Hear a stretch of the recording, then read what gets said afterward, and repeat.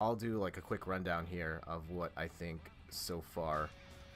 I I love the presentation of the game, the anime look and the voice acting and the story. It's really silly, but it really does add a lot to the game. It makes me feel a lot more invested in the story. If anything, I'm more invested in that side of the game than the puzzle game part.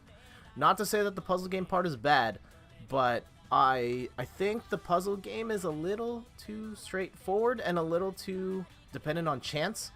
I think just sitting there, like the conveyor belts are moving super fast, and it's hard to get a read on if I'm gonna hold down.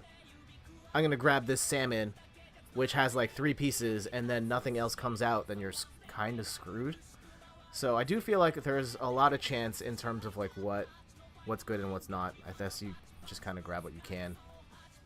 And then on top of that, the other thing that kind of bugs me is the controller.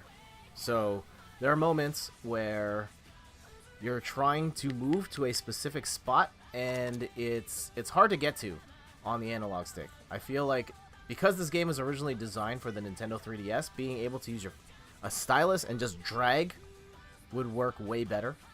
That said, you can do that on the Switch. It does have touch screen controls, but then you're smudging your finger around, there's more friction, you're leaving fingerprints all over your screen, and I just don't think it would be as precise or as fast as a stylus. So those are some things to note. Also the price, like, I'm sure, well, I wouldn't say I'm sure, but it's clear that Nintendo's doing a lot to try and justify the price point. I think that puzzle games over the last few years have been really devalued because of what's happened in the mobile space. And they've added RPG elements, they've added these cutscenes, all of this story stuff to kind of bring up justify the price of the game. And I don't know.